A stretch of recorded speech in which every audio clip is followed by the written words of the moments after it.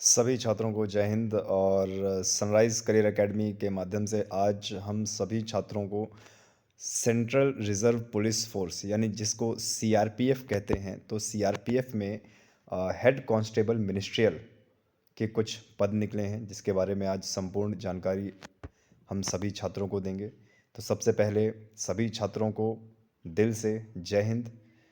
छोटी मोटी नौकरियों के बारे में जो थोड़े बहुत वैकेंसी निकलती रहती है हमारे भारत के मिनिस्ट्रियल डिपार्टमेंट में, जिसमें वैकेंसी बहुत कम होती है लेकिन बहुत काम वाली वैकेंसी होती है, इसके बारे में हम आपको जानकारी देते रहेंगे। तो आज का हमारा टॉपिक है central reserve police force. Central reserve police force में लगभग अभी 1400-1500 वैकेंसी निकली हैं। असिस्टेंट सब इंस्पेक्टर, स्टेनो और हेड कांस्टेबल मिनिस्ट्रियल, इसमें अलग अलग पद निकले हुए हैं। तो सबसे पहले बात करेंगे ये जो नौकरी अभी फ़िलहाल निकली हुई है, तो ये कब से निकला हुआ है? ये आपका निकला हुआ है 4/1/2023 से। यानी इसके फॉर्म भरने का जो समय है वो 4 जनवरी 2023 से लेकर 25 जनवरी 2023 तक है। 4 तारीख 2023, 4 जनवरी से इसका पोर्टल खुल चुका है और लगातार बच्चों के फॉर्म भरे जा रहे हैं। और जो फॉर्म भरे जा रहे हैं वो कहाँ भरे जा रहे हैं? इसकी जो वेबसाइट है www.crpf.nic.in, इसमें फॉर्म भरे जा रहे हैं। और जो भी इसका क्राइटेरिया है वो इस पूरे वीडियो में मैं आपको शेयर करूँगा। चलिए, तो सबसे पहले देखते हैं कि डिपार्टमेंट कौन सा है। डिपार्टमेंट है हमारा, देखिए, सेंट्रल रिज़र्व पुलिस फोर्स। ठीक है, कौन सा है? Central reserve police force. और सीआरपीएफ बोलते हैं। हेड कांस्टेबल और एएसआई स्टेनो की वैकेंसी इसमें निकली हुई हैं। तो ज़रा पोस्ट को भी देख लेते हैं कि कौन कौन सी पोस्ट इसमें निकली हुई हैं। तो अगर आप यहाँ के इस पोर्शन में देखेंगे तो यहाँ पर देखिए, assistant sub inspector steno general में 58 वैकेंसी, ईडब्ल्यूएस 14, ओबीसी 39 और एससी 21, एसटी 11, टोटल 143 वैकेंसी निकली हुई है असिस्टेंट सब इंस्पेक्टर में। वहीं अगर हम बात करें हेड कांस्टेबल में, तो हेड कांस्टेबल में टोटल 1315 पद मिल रहे हैं। इसमें 1315 पद में वैकेंसी निकली हुई है। और आगे चलते हैं कि क्या क्या इसके शर्तें हैं, कंडीशंस हैं। सबसे पहले इसका देखिए एज लिमिट। सबसे पहले एज लिमिट क्या है? एज लिमिट 18 से 25 वर्ष एज लिमिट है इसका। 18 से 25 वर्ष, यानी जो बच्चे, जो छात्र और छात्राएं 18 से 25 वर्ष के बीच में हैं वह इस फॉर्म को डाल सकते हैं। बच्चे बहुत सारे कंफ्यूज रहते हैं कि कौन से डेट से कौन सी डेट तक मानक ले रहा है। उम्र का जो मानक है 18 से 25 वर्ष, तो इसमें कब से लेके कब तक ले रहा है? तो देखिए, इसमें दिया हुआ है, ये यहाँ पे आप देखेंगे, कोई भी छात्र या छात्रा जो 26/1/1998 से 25/1/2005 के बीच में पैदा हुए हैं वह इस फॉर्म को भर सकते हैं। ध्यान दीजिएगा, फिर से सुनिएगा। देखिए यहाँ पे क्या लिखा हुआ है, 26/1 यानी 26 जनवरी 1998 और 25 जनवरी 2005 के बीच में जो भी जन्मा है वह इस फॉर्म को आराम से भर सकता है। 18 से 25 साल तो उम्र है। इसमें आयु छूट भी है। अलग अलग कैटेगरी के हिसाब से, जो कास्ट की कैटेगरी होती है उसके हिसाब से अलग अलग इसमें आयु छूट भी है। आगे चल के इसको डिस्कस करेंगे। सबसे पहले फॉर्म कैसे भरना है? फॉर्म को देखिए, जो फॉर्म है वो सीआरपीएफ की जो वेबसाइट है, सीआरपीएफ की जो वेबसाइट है www.crpfindia.com, इसमें ये पोर्टल खुल चुका है। ये लिंक है। और बहुत सारे बहुत सारी जो वेबसाइट होती है उसमें भी मिल जाएगा आपको। और जो जॉब वाली वेबसाइट होती है उसमें भी मिल जाएगा आपको। आप देखिएगा यहाँ पर क्या दे रहा है, crpfindia.com। यहाँ पे आप जाएंगे तो सबसे पहले इस वेबसाइट में क्लिक करने के बाद आपको जाना है रिक्रूटमेंट में। रिक्रूटमेंट में लिखा होगा व्यू ऑल, और व्यू ऑल के बाद आपको जाना है मिनिस्ट्रियल स्टाफ अप्लाई में। तो जब अप्लाई में आप करेंगे तो वहाँ पर एक पोर्टल खुल के आ जाएगा और उसमें आपकी डेट्स होंगी, आपके जो डिटेल्स हैं वो मांगी जाएगी। उस डिटेल्स को आप फिल कीजिएगा। ये पोर्टल 4 जनवरी ये पोर्टल जो है 4 जनवरी से खुल गया है और 25 जनवरी रात 11 बजे तक खुला रहेगा। इसमें आप अपनी सारी डिटेल्स भर सकते हैं। ध्यान दीजिएगा, एक बार पोर्टल बंद हो जाएगा तो दोबारा वो नहीं खुलेगा, इसलिए आप लोग इसको देखिएगा। और इसका जो एडमिट कार्ड है, एडमिट कार्ड वो 15 जुलाई से 15 फरवरी से इसका एडमिट कार्ड शुरू हो जाएगा आना। और जो कंप्यूटर बेस्ड टेस्ट होगा, सबसे पहले आपका इसका रिटर्न एग्ज़ाम होगा। जो रिटर्न एग्ज़ाम होगा वो 22 से 28 फरवरी के बीच में शुरू हो जाएगा इसका। तो तैयारी करते रहें, अभी टाइम है आपके पास, 25 तारीख तक टाइम है। 25 तारीख तक आप इसके फॉर्म भर सकते हैं। चलिए आगे बढ़ते हैं। सबसे पहले देखेंगे कि इसका एग्ज़ाम कैसे होगा। इसका जो एग्ज़ाम है वो कंप्यूटर बेस्ड टेस्ट होगा, सीबीटी होगा। क्या होगा? सीबीटी। सीबीटी का मतलब है computer based test. Online mode का एक इसका पेपर होगा। टोटल 100 क्वेश्चन आएंगे और 1/4 की, यानी आप बोल सकते हैं 0.25 की नेगेटिव मार्किंग भी इसमें रहेगी। सबसे पहले इसमें आपका टेस्ट होना है। ओके, देखिए सबसे पहले इसका प्रोसीजर बता दूं। ज्वाइनिंग प्रोसीजर क्या होता है, अप्लाई करने का प्रोसीजर क्या होता है। सबसे पहले आप अप्लाई करेंगे ऑनलाइन, और उसके बाद अप्लाई करने के बाद आपका एडमिट कार्ड आएगा। एडमिट कार्ड के बाद आपका कंप्यूटर बेस्ड टेस्ट होगा। अगर आप कंप्यूटर बेस्ड टेस्ट पास कर लेते हैं तो आपका स्किल टेस्ट होगा, यानी टाइपिंग टेस्ट होगा कि आपने किस में चूज़ किया है, इंग्लिश में टाइपिंग चूज़ किया है या हिंदी में चूज़ किया है। अगर उसको आप क्वालिफाई कर लेते हैं तो आपका फिर फिजिकल स्टैंडर्ड देखा जाएगा, और फिजिकल स्टैंडर्ड और डॉक्यूमेंट वेरिफिकेशन के बाद आपका मेडिकल होगा, और मेडिकल भी अगर आप पास कर लेते हैं तो उसके बाद आपको ट्रेनिंग में भेजा जाएगा। चलिए आगे बात करते हैं। देखिए इसमें टोटल 2 प्रकार की पोस्ट हैं। इसमें टोटल 2 प्रकार की पोस्ट है। एक है असिस्टेंट सब इंस्पेक्टर स्टेनो का, यानी स्टेनो कैटेगरी के सब असिस्टेंट सब इंस्पेक्टर, यानी 1 स्टार वाला जो सिपाही होता है।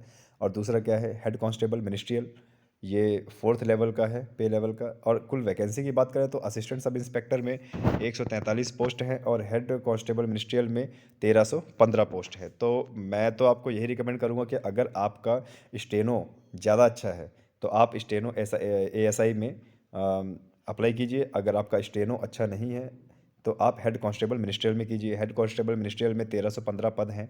और आपको बता दें, जब आप इसमें सेलेक्ट होते हैं तो आपका काम क्या होता है। आपका काम होता है क्लैरिकल वर्क, यानी टोटल आपसे क्लर्क वाला कार्य करवाया जाएगा। कंप्यूटर वर्क, मंत्रालय में आपकी पोस्टिंग होगी। ठीक है, ये चीज़ है। आगे बढ़ते हैं।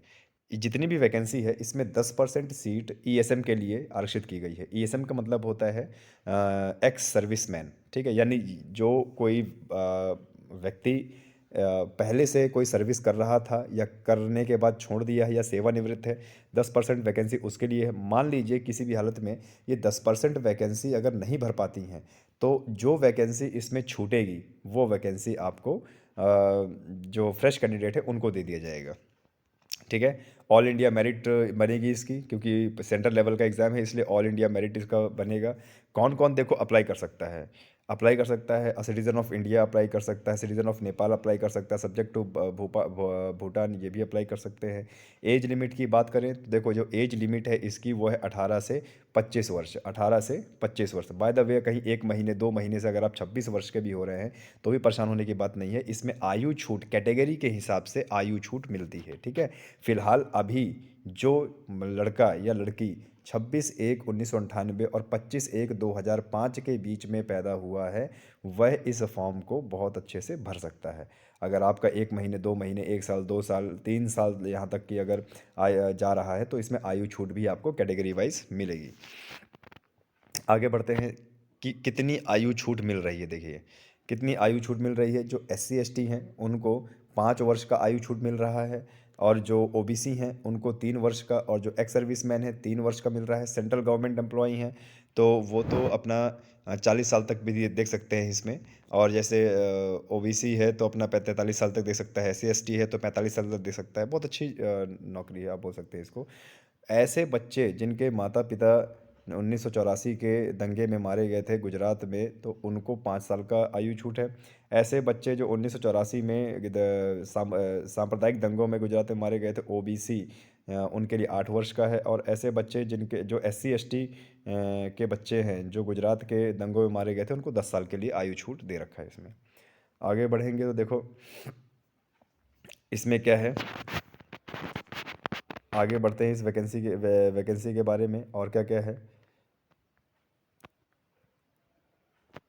देखिए इसमें ये बताया गया है सर्टिफिकेट्स के बारे में अगर हम बात करें तो जैसे आप जिस कैटेगरी में फॉल होते हैं, जिस कैटेगरी में आते हैं, या जैसे जनरल हो गया, एससी हो गया, एसटी, ओबीसी, ईडब्ल्यूएस और ईएसएम हो गया, तो आपको इन सब के सेंट्रल लेवल के सर्टिफिकेट बनाने पड़ेंगे। जब भी आप डॉक्यूमेंट वेरिफिकेशन के जाते हैं, देखिए दो तरीके के हमारे सर्टिफिकेट बनते हैं। एक हमारा स्टेट लेवल का बनता है, एक हमारा केंद्र लेवल का बनता है। क्योंकि ये केंद्र लेवल की जॉब है, इसीलिए आपको इसमें केंद्र लेवल के सर्टिफिकेट बनाने पड़ेंगे। आगे बढ़ते हैं, क्वालिफिकेशन की बात करें। देखिए क्वालिफ़िकेशन की बात हम करते हैं तो इसमें अगर आप 12वीं पास हैं तो बहुत अच्छे से इसको भर सकते हैं, ठीक है? ये ध्यान दीजिएगा। अगर आप 12वीं पास हैं किसी भी साइट से, भारत के किसी भी बोर्ड से अगर आपने 12वीं पास किया है तो आप इस एग्ज़ाम को डाल सकते हैं। 12वीं पास है, बहुत अच्छा एग्ज़ाम है। जो लोग स्नातक नहीं कर पाते हैं और 12वीं पास करके कुछ कर, लेकिन आपके अंदर अगर स्किल है तो आपके लिए यह जॉब बहुत अच्छी साबित हो सकती है, ठीक है? ऑनलाइन मोड इसका होगा। देखिए आपका ये 4 तारीख से शुरू हो गया है और ये 25 तारीख के रात के 11:55 तक ये साइट चलेगी।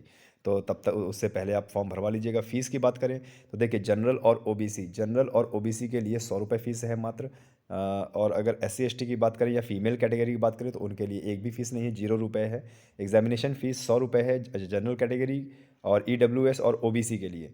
लेकिन अगर हम एससी एसटी की बात करें या फीमेल कैंडिडेट तो उनके लिए कोई भी चार्ज नहीं है। आप अपना जो फीस पेमेंट है वो Bhim UPI, net banking, visa, master card और रुपए कार्ड या डेबिट कार्ड से भी कर सकते हैं। ऑनलाइन पेमेंट भी इसमें एक्सेप्टेबल है। ओके, सेंटर की बात करें तो देखो यहाँ पर आपके राज्य के हिसाब से अलग अलग जगह पर अलग अलग सेंटर हैं। जैसे आंध्र प्रदेश में है, हरियाणा, तेलंगाना, हिमाचल प्रदेश, उत्तर प्रदेश में आगरा, अलीगढ़, अयोध्या, गोंडा, यहाँ तक ये बिहार के आरा, दरभंगा, भागलपुर, मुजफ्फरपुर, पटना और पूर्णिया, रोहतास जैसे सेंटर दिया हुआ है। तो ये सेंटर की लिस्ट है, आप इसको देख लीजिएगा। अच्छा, इसके बाद बताएं जरा एग्ज़ाम पैटर्न। जो कंप्यूटर बेस्ड टेस्ट होगा जिसमें 100 ऑब्जेक्टिव क्वेश्चन आएंगे, टोटल आपको 1.5 घंटा मिलेगा। 1.5 घंटा मतलब 90 मिनट। देखिए आपका कंप्यूटर बेस्ड एग्ज़ाम होगा 22 से 28 फरवरी के बीच में। और आपका जो पेपर होगा वह 4 सेक्शन में बटा होगा। एक तो हिंदी लैंग्वेज, आपको चॉइस है, या तो आप हिंदी लैंग्वेज चूज़ कीजिए या इंग्लिश। तो हिंदी के 25 क्वेश्चन आएंगे, 25 मार्क्स के। जनरल एप्टीट्यूड यानी रीजनिंग के 25 क्वेश्चन 25 मार्क्स, और जनरल इंटेलिजेंस 25 क्वेश्चन 25 मार्क्स, और मैथ आएगा 25 क्वेश्चन 25। तो टोटल 100 क्वेश्चन आएंगे 100 मार्क्स के, जिसको आपको 90 मिनट में करना है। तो ये बहुत अच्छी बात है। और एक चीज़ आपको बता दें, इंग्लिश और हिंदी का पेपर छोड़ के बाकी सारे section B C D section आपके बाइलिंगुअल होंगे। बाइलिंगुअल का मतलब है ये दोनों लैंग्वेज में आपको देखने को मिलेंगे। और इस पेपर में 0.25 यानी 1/4 की नेगेटिव मार्किंग भी है। तो सोच समझ के पेपर करना है आपको। और जैसे ही आप ये पेपर पास कर लेते हैं तो आपको स्किल टेस्ट के लिए बुलाया जाएगा। स्किल टेस्ट में आपका हिंदी या इंग्लिश टाइपिंग होगी, और उसके बाद आपका फिजिकल स्टैंडर्ड टेस्ट होगा। उसके बाद डॉक्यूमेंट वेरिफिकेशन होगा। स्किल टेस्ट की अगर हम बात करें तो स्किल टेस्ट में आपका जैसे मान लीजिए कि 10 मिनट में जो डिक्टेशन है, डिक्टेशन 10 मिनट में 80 वर्ड आपको टाइप करने हैं, ठीक है? और जैसे आप बात करते हैं इंग्लिश टाइपिंग और हिंदी टाइपिंग की, तो इंग्लिश टाइपिंग की बात करें तो मिनिमम 35 वर्ड पर मिनट की टाइपिंग आपकी होनी चाहिए। हिंदी की बात करें तो 30 वर्ड पर मिनट की आपकी टाइपिंग होनी चाहिए। 1 मिनट में 30 वर्ड लगभग आप लिख देना चाहिए। तो ये आपका स्किल टेस्ट हो गया। स्किल टेस्ट अगर आप पास करते हैं तो आपको document verification, physical standard test, और आपको स्किल टेस्ट मेडिकल के लिए बुलाया जाएगा, ठीक है? अब फिजिकल स्टैंडर्ड देख लेते हैं लड़कों के लिए, क्योंकि ये क्लैरिकल पोस्ट है। जितने भारत में जो भी अर्धसैनिक बल होता है उसमें अगर क्लैरिकल पोस्ट आता है तो हाइट बहुत कम होता है। यानी जिनकी जो हाइट है कम है वो भी इसको फॉर्म भर सकते हैं। जैसे देखिए मेल के लिए देखें तो 165 हाइट है, और चेस्ट 77 से 82 सेंटीमीटर, और एक्सपेंडेबल होना चाहिए, 5 सेंटीमीटर एक्सपेंड होना चाहिए। जो लड़के गढ़वाल, कुमाऊँ, गोरखा, डोगरा, मराठा यहाँ से आ रहे हैं, ठीक है, तो उनके लिए हाइट है 162.5 सेंटीमीटर। और जो छात्र शेड्यूल्ड यानी एसटी के हैं उनको 162 सेंटीमीटर हैं। लड़कियों के लिए यहाँ पर जो हाइट है वो है 155 सेंटीमीटर।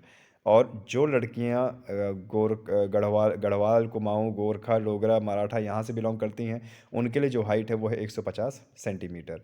और जो एसटी कम्युनिटी की जो लड़कियां हैं उनके लिए भी हाइट 150 सेंटीमीटर है। तो ये बहुत एक अच्छा मौका है आपके लिए। और डॉक्यूमेंट वेरिफिकेशन में आपको क्या-क्या डॉक्यूमेंट की ज़रूरत पड़ेगी, देखिए आधार कार्ड होगा या e Aadhaar card, voter ID card, PAN card, passport अगर आपका बना है तो ये भी ले सकते हो, ड्राइविंग लाइसेंस या गवर्नमेंट कॉलेज या स्कूल आईडी कार्ड और एम्प्लॉय कार्ड भी आप अगर कहीं एम्प्लॉय कर रहे हो या फिर एक्स सर्विसमैन हो तो ये लेके जा सकते हैं। तो ये एक बहुत अच्छी वैकेंसी है आपके लिए, थोड़ा-सा इसमें ध्यान दीजिए और अच्छा खासा इसमें बहुत ही कम लेवल का पूछा जाता है, तो अगर आप चाहो तो इसको भर सकते हैं। बाकी दूसरी वैकेंसी हम जल्द लेके आएँगे और उसके बारे में भी आपको बताएँगे। तब तक के लिए जय हिंद, जय भारत।